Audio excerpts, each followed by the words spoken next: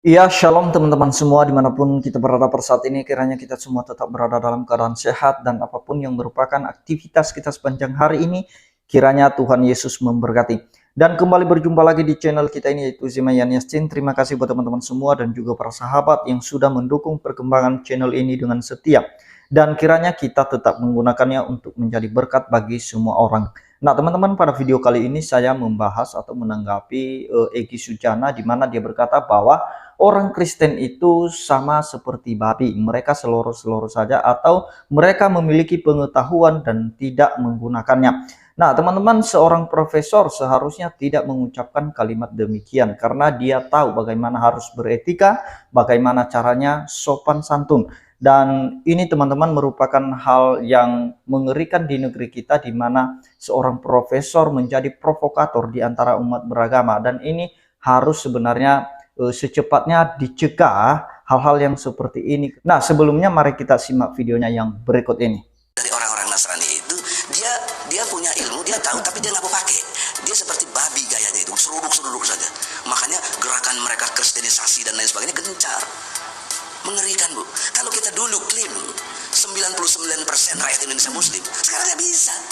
Catatan terakhir yang saya mengerti 85%. Berarti sudah degradasinya turun banget gitu loh. 14% kita sudah turun. Tergerus umat kita, berpindah agama. Lalu apa kira kita? Kita distrategikan oleh mereka. Kalau bicara tentang begini, ini namanya fundamentalis ekstremis. Kalau kita bicara begini, ini namanya tidak menjaga persatuan gitu.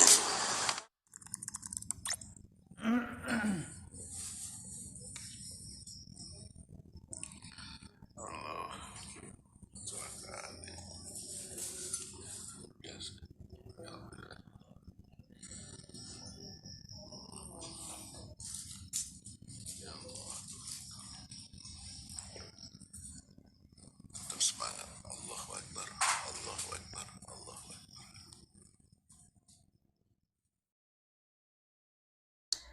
Nah, jadi itu dia videonya teman-temannya. Apa yang dia sampaikan itu merupakan hal yang tidak layak sebenarnya. Dan Pak Egy Sujana ini tidak pernah kapok ya.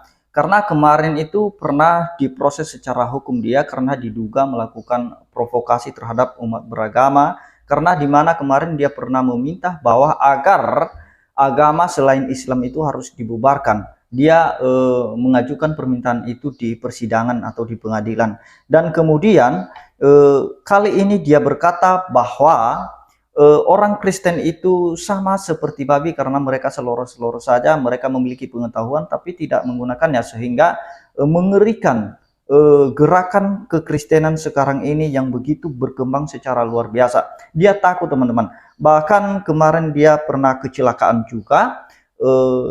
Saya kurang tahu dia nabrak apa sehingga dia bisa masuk rumah sakit ya, tapi itu sudah lama. Tapi yang mau saya katakan bahwa orang yang seperti ini tidak pernah kapok dan tidak mengambil pelajaran dari apa yang pernah dia alami.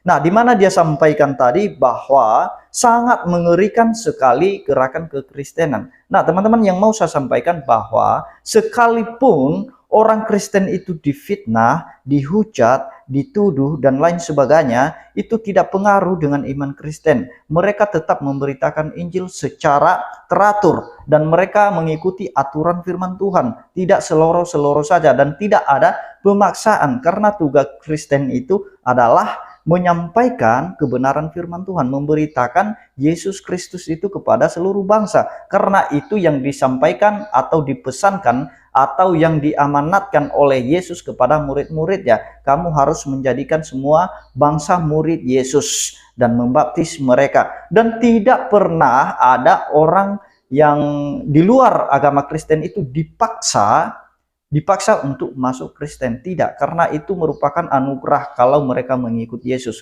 Karena Yesus yang memilih mereka, bukan mereka yang memilih Yesus. Seperti yang disampaikan oleh Yesus, bahwa aku yang memilih kamu, bukan kamu yang memilih aku. Jadi kalau mereka mengikuti Yesus, itu artinya merupakan sebuah anugerah bagi mereka. Sama seperti kalau orang Kristen masuk Islam, ya dikatakan itu hidayah bagi mereka. Jadi tidak ada pemaksaan. Jadi kenapa harus takut? Kenapa harus panik? Apakah sebegitu bencinya kamu dengan Kristen sehingga kamu mengatakan bahwa Kristen itu sama seperti babi? Itu hal yang tidak pantas diucapkan seorang profesor sebenarnya yang mengetahui Undang-Undang Dasar dan juga tentang Pancasila. Bagaimana kita bisa menerapkan hal itu di negeri kita. Kita sebagai rakyat yang baik, kita harus tunduk pada hukum. Itu yang seharusnya kita lakukan. Tetapi dia sudah terlalu khawatir, terlalu takut, di mana dia katakan tadi bahwa kalau dulu 99% itu mayoritas muslim, tetapi sekarang tinggal 85, berarti sudah turun 14%. Itu cukup luar biasa. Nah, itu satu hal yang dia sampaikan itu merupakan tanda kepanikan atau tanda ketakutannya terhadap orang Kristen. Nah, kenapa harus takut dengan orang Kristen? Orang Kristen itu tidak pernah memaksa siapapun untuk mengikuti Yesus. Tugas Kristen itu hanya menyampaikan berita keselamatan itu, karena itu yang disampaikan oleh firman Tuhan. Karena di dalam nama Yesus ada berita pengampunan dosa. Karena di dalam nama Yesus ada berita pengampunan dosa itu, dan itulah yang diberitakan kepada semua orang, karena itu kabar baik. Nah, kecuali kalau kabar buruk atau kabar malapetaka. Ini kabar baik bagi mereka yang mau terbuka hatinya. Itu pun kalau mereka mau terbuka hatinya. Tapi kalau tidak mau terbuka hatinya juga ya tidak masalah. Tugas orang Kristen itu hanya menaburkan firman. Kalau firman itu jatuh di tanah yang subur, ya siapa yang bisa menahannya? Tidak ada yang bisa membendung kuasa Tuhan. Jadi tidak perlu takut, tidak perlu panik dalam hal ini. Nah, itu dia teman-teman, ini yang mau saya sampaikan kepada saudara-saudara saya yang Muslim dan Kristen. Hati-hati bagi mereka yang suka memprovokasi, sehingga nanti kita saling membenci. Kita tidak saling mengasihi lagi, tidak saling menolong lagi. Padahal sudah jelas Undang-Undang Dasar bahwa memeluk suatu agama itu merupakan suatu kemerdekaan bagi penduduk Indonesia untuk memeluk agamanya masing-masing. Dan juga sudah ada poin-poin Pancasila. Nah, karena kemarin dia pernah meminta bahwa selain agama Islam itu dibubarkan karena katanya itu bertentangan dengan sila pertama, ketuhanan yang Maha Esa. Dan dia berkata bahwa hanya agama Islamlah yang memiliki Tuhan yang Maha Esa, sedangkan agama lain tidak. Jadi itu menurut dia itu sudah bertentangan dengan Pancasila. Dan dia tidak membaca poin-poin dari butir Pancasila itu. Nah, kalau sila pertama teman-teman, dia mengatakan ketuhanan yang Maha Esa, itu kan ketuhanan yang Maha Esa bukan khusus agama Muslim saja. Dan tidak ada dicatat agama tertentu di Pancasila itu atau di sila pertama itu. Nah, tidak ada yang Kristen, tidak ada yang Muslim, tidak ada agama lain. Dia hanya berkata ketuhanan yang Maha Esa. Tidak ada agama tertentu yang disebutkan dalam sila itu. Nah, jadi kalau kita sudah memiliki agama, yang artinya bahwa kita bisa teratur, hidup kita teratur. Nah, agama itu kan supaya kita tidak kacau, teman-teman. Nah, jadi ketika kita tidak beraturan, maka kita tidak bisa disebut sebagai orang yang beragama. Jadi itulah sebabnya agama itu ada supaya hidup setiap umat beragama itu teratur. Nah, kalau kita kembali kepada pengertian dari kata agama itu ya supaya kita tidak kacau. Nah, jadi kalau malah terbalik seperti yang disampaikan oleh Egy Sujana itu kan malah kacau. Nah, harusnya dia membuktikan bahwa dia orang yang berketuhanan yang Maha Esa, yang harus menjunjung tinggi Pancasila seharusnya. Nah, dia berkata kemarin bahwa orang Kristen itu Tuhannya tidak Maha Esa. Kata siapa? Alkitab mencatat bahwa Allah itu Esa. Jadi Allah yang Esa itu telah datang dalam rupa manusia. Dia mengutus firman-Nya. Jadi kata siapa kalau orang Kristen itu punya Tuhan rame? Itu hanya asumsi dari Egy Sujana saja. Hanya asumsi dari para polemikus saja. Itu tidak sesuai dengan ayat. Hanya mereka tidak tahu alur cerita dari firman Tuhan itu. Pada mulanya adalah firman, dan firman itu bersama-sama dengan Allah, dan firman itu adalah Allah. Dan firman yang adalah Allah itu ya telah datang dalam rupa manusia. Nah, itu tidak ada yang namanya Tuhan Kristen rame. Tuhan Kristen itu Esa, Allah Tritunggal. Jadi itu dia teman-teman ya, supaya kita paham tentang hal itu. Tapi firman Tuhan sudah mengingatkan kita. Saya membacakan kepada kita satu firman Tuhan supaya kita bisa renungkan, supaya kita jangan kecil hati. Bagaimanapun mereka membenci kekristenan, memfitnah, menuduh, kekristenan itu tidak pengaruh dengan iman kita. Kita tetap memiliki patokan berpegang kepada firman Tuhan. Apa yang disampaikan oleh firman Tuhan di dalam 1 Petrus 4 ayat 14, firman Tuhan berkata begini, "Berbahagialah kamu jika kamu dinista karena nama Kristus, sebab roh kemuliaan, yaitu roh Allah, ada padamu." Jadi apa yang disampaikan oleh firman Tuhan bahwa kita harus berbahagia kalau ada orang yang menista kita, atau menista agama kita, atau menista Tuhan kita. Ya, kita harus berbahagia karena nama Yesus Kristus kita dinista, ya kita tetap berbahagia. Sebab roh kemuliaan, yaitu roh Allah, ada pada kita setiap orang percaya. Jadi kita tidak perlu takut.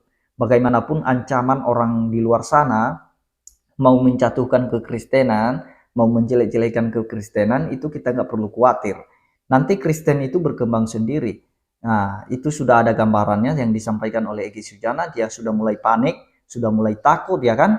Sudah mulai takut perkembangan Kristen yang begitu gencar katanya. Mengerikan. Padahal yang mengerikan itu bukan gencarnya Kristen atau perkembangannya. Melainkan yang mengerikan itu ketika Anda menjadi seorang provokator di antara umat beragama. Itu mengerikan ketika terjadi kekacauan. Itu lebih ngeri. Nah, jadi itu yang perlu kita perhatikan teman-teman. Kita tetap berbahagia ya kalau kita difitnah, dinista dan lain sebagainya. Karena nama Yesus dan roh Allah ada di dalam kita. Juga dalam Yudas 1 ayat 15 dikatakan oleh firman Tuhan di sana, hendak menghakimi semua orang dan menjatuhkan hukuman atas orang-orang fasik, karena semua perbuatan fasik yang mereka lakukan dan karena semua kata-kata nista yang diucapkan orang-orang berdosa yang fasik itu terhadap Tuhan. Nah, teman-teman, kita tidak bisa menghukum mereka, dan ya tahulah bagaimana negeri kita ini.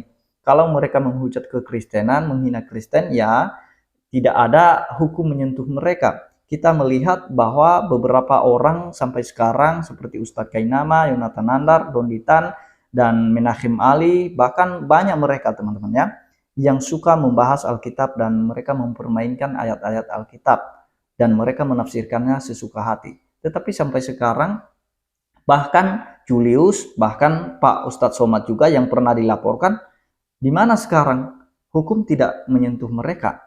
Nah, coba beberapa apologetik Kristen yang sudah membahas tentang agama Islam itu sudah langsung dibui. Itu artinya bahwa kita tidak perlu dendam, kita tidak perlu benci dengan mereka, karena kita tahu bahwa kalau mereka lolos dari hukuman dunia ini, ya kita percaya seperti yang disampaikan oleh Yudas, bahwa biarlah Tuhan yang bekerja, karena pembalasan itu adalah hak Tuhan. Nah, jadi itu dia teman-teman, kita tidak perlu takut, kita tidak perlu khawatir mengenai hal itu. Kita berdoa saja bagi mereka. Dan kiranya dia belajar dari mereka yang pernah menista Tuhan, menghina Tuhan, dan akhirnya mereka mengalami suatu hal yang mengerikan, bahkan mereka meninggal mengalami stroke, seperti Ahmad Dedat, itu, dan juga kemudian Ustadz Moko Ginta, dan Stephen Ko Indawibowo ya, Ko Stephen Indawibowo. Nah, dan juga Agustan yang pernah mengkentuti Alkitab itu, letakkan di pantatnya, dan sampai sekarang dia duduk di kursi roda. Nah, itulah Tuhan kalau sudah bekerja. Kita tidak perlu mengambil alih haknya Tuhan, biarlah Tuhan yang bekerja, dan kita berdoa bagi mereka supaya mereka mengalami pertobatan. Seperti yang pernah saya sampaikan, bahwa Tuhan itu tidak berkenan kepada kematian orang fasik sebenarnya, tetapi lebih berkenan kepada pertobatan mereka. Tuhan itu berkenan apabila mereka bertobat. Jadi itu yang mau saya sampaikan. Kiranya Tuhan Yesus memberkati kita semua. Shalom.